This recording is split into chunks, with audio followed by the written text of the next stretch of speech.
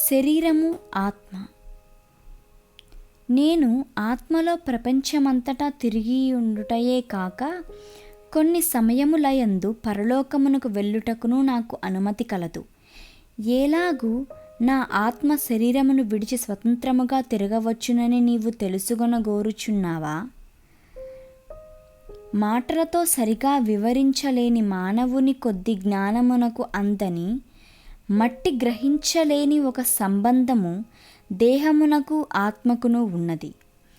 ఆత్మ దేహమును విడిచి వేరయుండుటకు ఈ సంబంధము తెంచివేయబడుట ఆవశ్యకము.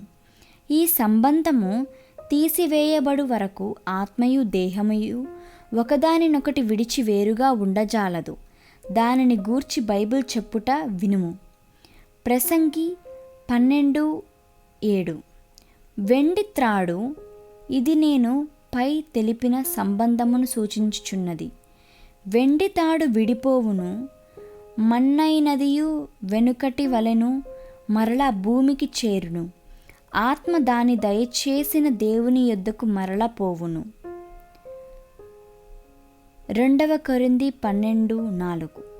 క్రీస్తునందున్న యొక్క మనుష్యునికి నేనెరుగుదును. అతడు 14 సంవత్సరముల క్రిందట 3వ ఆకాశమునకు కొనిపోబడెను. అతడు శరీరముతో కొనిపోబడెనో నేనెరుగను, శరీరము లేక కొనిపోబడెనో నేనెరుగను, అది దేవునికే తెలియను. అట్టి మనుష్యుని నేనెరుగుదును.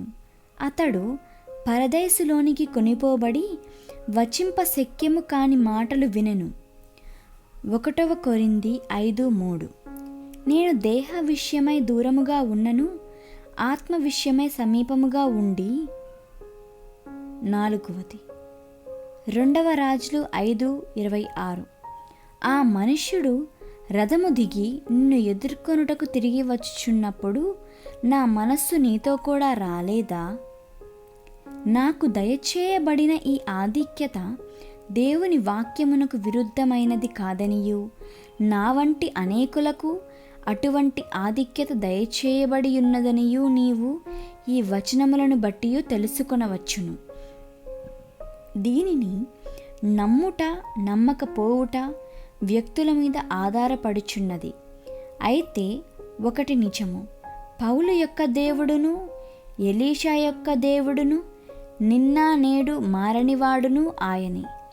ఆయన ఆశ్చర్యకరమైన క్రియలు మానవుని కొద్ది జ్ఞానమునకు అర్థము కాకున్నవి. హృదయ రహస్యములను ఎరిగిన ఋషి. ఇప్పుడు మహారుషి సుందర్కు ఆయన వ్యక్తిగత జీవితంలోని కొన్ని సంఘటనలు ప్రతి నిమిషము ఆయనతో కూడి ఉండిన వ్యక్తి వలె అంత స్పష్టముగా వివరించెను.